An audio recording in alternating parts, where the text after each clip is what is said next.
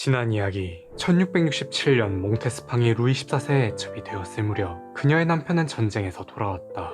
무려 11개월 동안 전장을 떠돌다 부상까지 입고 돌아왔으나 그가 마주한 건 왕의 여인이 된 아내였다. 배신감. 그는 귀족으로서 자신이 지금껏 충성을 바친 왕과 부부로서 정조의 의무를 저버린 아내에게 이루 말할 수 없는 배신감을 느꼈다. 그는 자신이 얻어낼 수 있는 부와 명예를 집어치우고는 복수를 결심한다. 그의 복수는 외로움의 연속이었다. 국가는 점점 과실이 중요했고 사치와 향락이 일상화되자 귀족들은 더 많은 이권을 차지하기 위해 왕에게 아첨 떨기 바빴으며 겉으로는 가톨릭 국가를 표방하면서 속으로는 간통을 정당하게 이른 것이다. 그의 복수심은 점차 광기에 사로잡혔다. 자신을 파멸로 이끌면서까지 복수에 집착했다. 결국 모두가 하이에나가 되고자 할 때 홀로 사자의 길을 택한 그는 이빨이 뽑힌 채 쓸쓸히 죽고 말았다.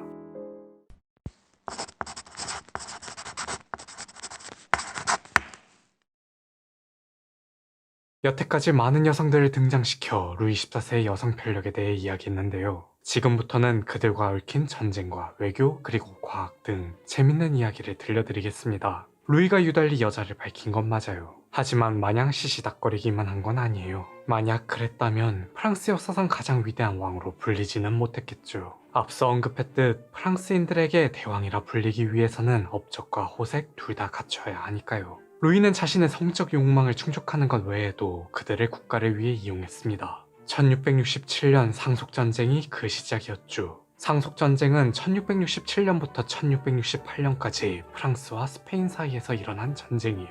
말 그대로 루이가 스페인 합수부르크 왕가를 상대로 상속 문제를 제기했기 때문에 상속전쟁이라 부릅니다. 사실 상속은 어디까지나 명분일 뿐 본질은 두 국가의 패권 다툼 때문에 벌어졌지만요.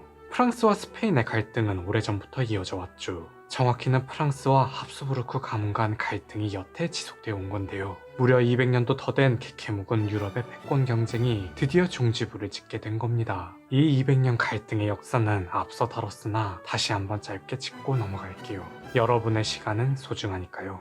지금까지 프랑스는 거의 지기만 했죠. 영국과 백년 전쟁을 치른 지 얼마 되지도 않았는데 옆나라 신성로마 제국에서는 웬 결혼으로 황제가 된 놈이 프랑스의 알짜배기 땅을 노리지를 않나. 르네상스 이후 이탈리아의 국내 정세가 불안해져 눈독을 들일 때 스페인과 짜고 치고 골탕을 먹이더니 작정하고 자신들의 국왕을 포로로 잡아가질 않나. 급기야 자기들끼리 사돈을 맺어 북부를 제외한 사방에서 프랑스를 압박하기에 이르러요. 결국 프랑스는 앙리 2세가 백기투항하며 스페인 합수부르크 왕가와 겹사돈을 맺는 등 일당락을 치었습니다. 그럼에도 스페인은 위구노 전쟁과 30년 전쟁 그리고 프랑드의 난 등 끊임없이 프랑스를 견제했죠. 프랑스 역사상 발로아 왕조는 항상 스페인에게 밀리는 입장이었어요. 그러나 부르봉 왕조는 달랐죠. 본격적으로 유쾌한 반란을 일으켰습니다. 루이 13세를 필두로 스페인의 내정 간섭을 차단하고 리슐리에가 30년 전쟁을 성공적으로 이끌었으며 마자랭이 베스트팔렌 조약과 피레네 조약을 체결해 사실상 합수부르크 가문을 압살했어요. 루이 14세는 이러한 선대의 희생으로 별다른 노력 없이 유럽 패권에 도전할 수 있었죠. 베스트팔렌 조약과 피레네 조약, 두 조약으로 합수부르크 가문의 신성로마 제국과 스페인은 프랑스에 더는 덤비지 못했습니다. 하지만 여전히 이들 국가의 시민들은 서로 자신들의 국가가 패권국이라 주장하고 있었죠. 누가 더 잘났고 못났냐며 따지고 줄 세우는 게 뭐 그리 중요한가 싶겠지만 이는 상당히 중요한 부분이에요. 특히 인의예지를 중시하는 우리나라의 경우 예에 해당하는 의정 관례에 대단히 민감합니다. 국제행사 등에서 외교 결례를 저지르면 언론에 외교 참사라는 표현까지 등장하며 논란에 휩싸이기 십상이죠. 우리나라와 달리 서양은 좀 더 원초적인 의미로 서열에 민감했는데요. 나폴레옹 전쟁까지만 하더라도 서양에는 외교 의전이라는 게 없었습니다. 본격적으로 국가 간 의전이 체계화된 건 1815년 빈회의 이후고 1961년이 되어서야 외교 관례에 관한 비엔나 협정을 통해 현대의 의전 관행이 일반화되었죠. 그렇다면 빈회의 이전의 서양은 어땠을까요? 그야말로 약육강식, 강자가 곧 상석을 차지해 외교의 주도권을 쥘 수 있었습니다. 문제는 누구 하나 확실한 강자라고 하기 애매한 시기에는 누가 상석을 차지했을까요? 자칭 강자라고 주장하는 국가들끼리 서로를 깎아내리며 하루 종일 실랑이를 벌였죠. 1648년 베스트팔렌 조약이 무려 5년에 걸쳐 협상을 벌인 것도, 최종적으로 오스나브리크와 민스터 두 곳에서 각각 체결된 것도 이 때문이었습니다. 프랑스와 스웨덴, 승전국인 두 국가가 상석을 두고 경쟁했으나 답을 내리지 못해 일어난 해프닝이었어요. 상속전쟁이 일어난 1660년대, 지금 이 시기도 그때와 비슷했죠. 1661년 스웨덴 대사가 영국에 부임해 왔을 때의 일입니다. 당시 관행에 따라 런던 주재 각국 대사관은 대표를 보내 신임 대사를 맞이했어요. 환영 행사가 끝나고 시내에 들어오기 위해 각국 대사관 대표들은 행렬을 지었죠. 그런데 이때 프랑스 대사가 행렬의 제일 상석을 재빠르게 차지합니다. 스페인 대사는 어이가 없었어요. 16세기까지만 하더라도 행렬의 상석은 당연하게도 스페인의 몫이었거든요. 그래서 그는 40여 명의 무장 호위병들을 시켜 프랑스 사절의 마차를 끄집어냅니다. 결국 대사 간 자존심 경쟁은 호위병들 간 패싸움으로 이어졌고, 패싸움은 곧 칼부림으로 번졌으며, 이 과정에서 애꿎은 마부들이 부상을 입는 등 런던 시내는 아수라장이 되고 말았죠. 이 사건을 보고받은 루이는 크게 노해 급기야 스페인과의 외교 관계를 단절합니다. 뭐 이렇게까지 하나 싶지만 루이의 입장에서는 그래야만 했어요. 왜냐하면 이 사건이 벌어진 1661년은 재상 마자랭이 죽고 루이가 이제 막 친정을 시작한 시기였거든요. 친정 초기부터 외교 문제에 제대로 대처하지 못하면 입지가 흔들릴 수 있으니 강경하게 나온 거죠.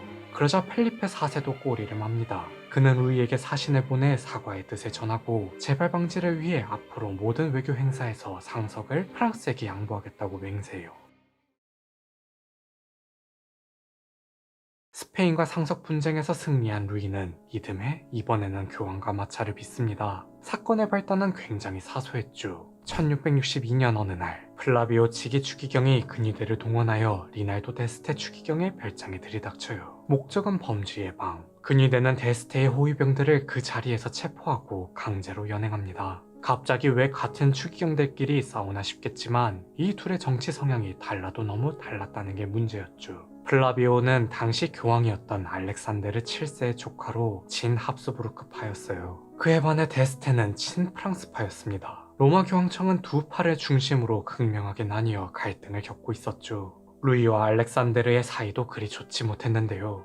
루이의 재상 마자랭은 그가 추기경일 때부터 지속적으로 알력 다툼을 벌였고, 교황을 선출하는 콘클라베 기간 중에는 그의 차기 교황 선출에 반대했으며, 그가 교황이 되고 난 뒤에는 그를 교황으로 인정할 수 없다면서 통상적으로 숙명의 의미로 행해진 로마 주재대사 파견을 가로막았습니다. 루이도 그의 유지를 이어받아 친정을 시작한 뒤에도 대사 파견을 하지 않고 있었죠. 그런데 계파 갈등이 일어나 모욕을 겪은 데스테가 루이에게 서신을 보내 도움을 청하자 그는 즉시 샤를 3세 드 크레시 공작을 로마 주재 특사로 파견했어요. 샤를 역시 교황과 적대적인 관계의 인물이었습니다. 그는 루이의 뜻을 받들어 곧장 로마로 떠났죠. 문제는 여기서 발생했어요. 로마에 도착한 뒤 그의 호위병들이 일과 후 카바레에 갔다가 근위병들과 마주친 겁니다. 당연히 사이가 안 좋기로 소문난 두 집단은 싸움이 붙었죠. 그러나 단 2명밖에 되지 않은 근위병들은 상대적으로 쪽수가 더 많았던 공작의 호위병들에게 둘러싸여 일방적으로 구타를 당하는 모욕을 겪고 말아요. 당연히 이는 심각한 외교 문제로 불거졌고 폭행에 가담한 호위병들은 처벌을 받습니다. 그럼에도 플라비오와 근위대는 분이 풀리지 않았죠. 마침내 1662년 8월 20일 플라비오는 복수를 하겠다며 근위대를 대동한 채 프랑스 대사관을 쳐들어가요. 분위기는 험악해졌고 양측이 총을 꺼내들었으며 곧 총격전이 벌어집니다. 이때 꾸준 대사관 시종 하나가 치명상을 입고 말았죠. 고르시카 경비 사건, 루이는 즉각 파리에 주재 중인 로마 대사를 불러들여 강력하게 항의했어요. 그리고는 교황청과 아예 외교를 단절해버립니다. 당황한 교황은 2차례에 걸쳐 해명했고 관련자들을 전부 처벌했으며 총격 사건이 벌어진 장소에 상징물을 세워 사과의 뜻을 전했죠. 이 일을 계기로 많은 유럽인들은 이러다 프랑스가 정말 패권국이 되는 거 아닌가 하는 의구심을 품게 됩니다. 비록 상징물은 굴욕적이란 이유로 얼마 못 가 알렉산드르의 후임 클레멘스 9세 교황이 철거해버렸어요. 하지만 베르사유 궁전의 거울의 방천장과 루이 14세의 승전비 그리고 퐁텐블로 궁전의 테피스트리에는 현재까지도 당시의 사건이 생생하게 그려져 있죠.